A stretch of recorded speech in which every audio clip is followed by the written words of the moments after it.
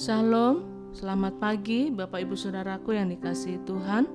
Salam sejahtera buat saudara semua dimanapun berada. Saya kembali mengajak Bapak Ibu Saudara untuk bersaat teduh dan berdoa dalam renungan penuntun kehidupan setiap hari. Kiranya damai, sejahtera dan sukacita oleh Roh Kudus senantiasa melimpah dalam hati dan kehidupan kita semua. Tema renungan penuntun kita hari ini, dilahirkan menurut roh.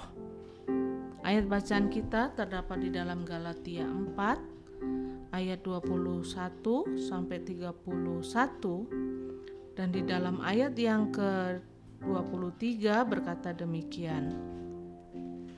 Tetapi anak dari perempuan yang menjadi hambanya itu diperanakan menurut daging, dan anak dari perempuan yang merdeka itu oleh karena janji.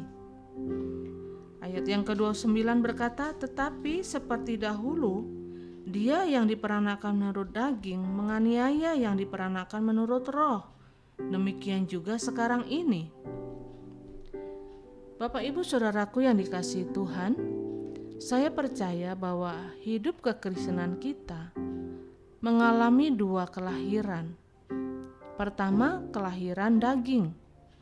Artinya kita diperanakan dari daging oleh orang tua kita dan membawa sifat serta karakter orang tua kita.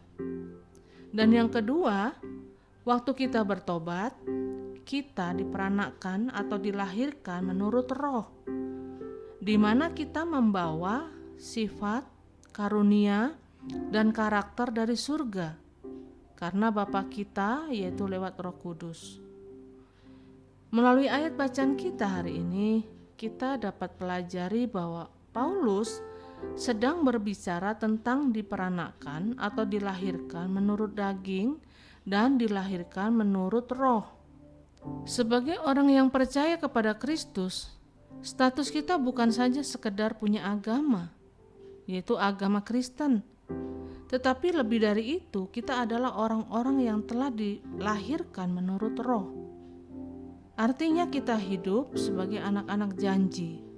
Dan sebagai anak-anak janji yang diperanakan atau dilahirkan menurut roh, kita memiliki tanggung jawab yang harus kita kerjakan. Nah, pertanyaannya, tanggung jawab apa yang harus kita kerjakan sebagai anak yang dilahirkan atau diperanakan menurut roh? Nah, dari ayat-ayat ini kita belajar bahwa kita harus hidup di Yerusalem surgawi. Itulah tanggung jawab kita. Inilah perbedaannya. Ada Yerusalem daging dan ada Yerusalem surgawi. Apa artinya? Yerusalem artinya membawa salom, pembawa damai sejahtera. Apa artinya hidup di Yerusalem surgawi?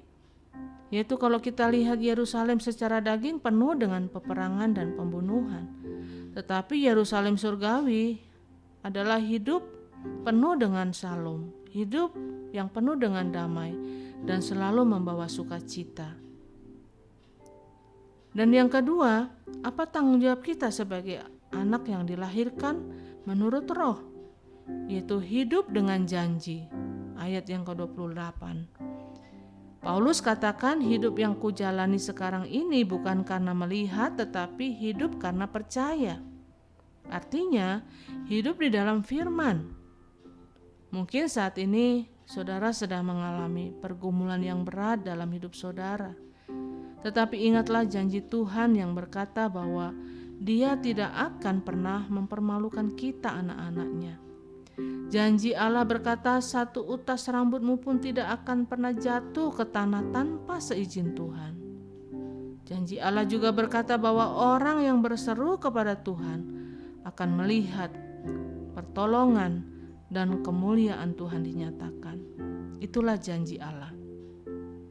Dan yang ketiga, apa tanggung jawab kita sebagai anak yang dilahirkan menurut roh?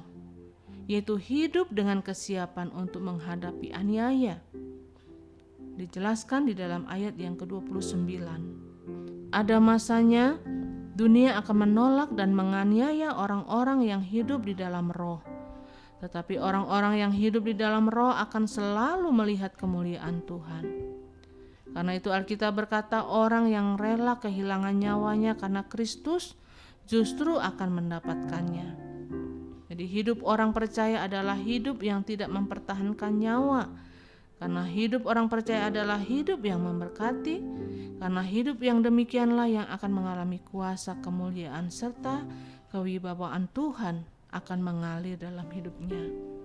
Dan yang keempat, apa tanggung jawab kita sebagai anak yang dilahirkan menurut roh, yaitu hidup dalam keberanian untuk mengusir dan memisahkan diri dari dunia ini. Artinya kita harus memiliki ketegasan dan berani berkata tidak terhadap apapun yang jahat dan terhadap dosa. Kalau kita tahu itu salah, kita harus berani berkata tidak. Karena seringkali yang menjadi masalah bukan karena setan yang terlalu kuat menggoda kita, tetapi kita sendiri yang tidak berani berkata tidak untuk setiap godaan dan setiap dosa, sehingga kita jatuh dalam berbagai macam pencobaan. Nah, Bapak Ibu Saudaraku yang dikasihi Tuhan, mungkin saat ini saudara sedang menghadapi berbagai macam tantangan dan pergumulan dalam hidup saudara. Ingatlah bahwa saudara sudah diperanakan, dilahirkan menurut roh, di dalam roh.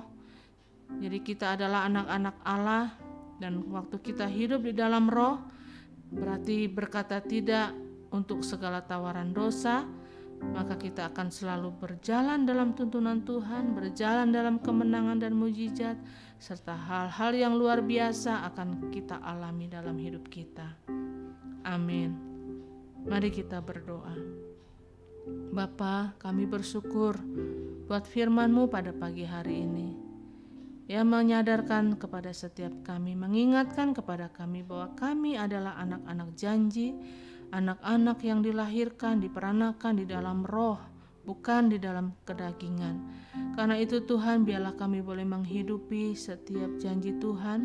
Kami boleh hidup di dalam Yerusalem surgawi, yaitu hidup yang boleh membawa shalom, membawa damai, sukacita buat orang-orang di sekeliling kami. Kami hidup dengan janji-janji Tuhan, dan kami boleh siap menghadapi setiap aniaya, tantangan iman yang harus kami hadapi, sehingga kami dapat dipisahkan dari dunia ini, dan kami menjadi anak-anak perjanjian yang berhak menerima setiap janji Tuhan dalam hidup kami. Terima kasih Bapa, terima kasih Tuhan Yesus, terima kasih Roh Kudus. Di dalam nama Tuhan Yesus kami berdoa. Haleluya. Amin.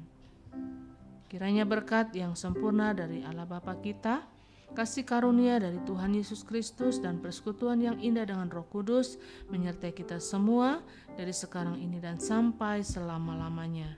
Maju terus dalam tuntunan Tuhan, tetap semangat. Sampai jumpa esok hari dalam penuntun kehidupan setiap hari, dan Tuhan Yesus memberkati.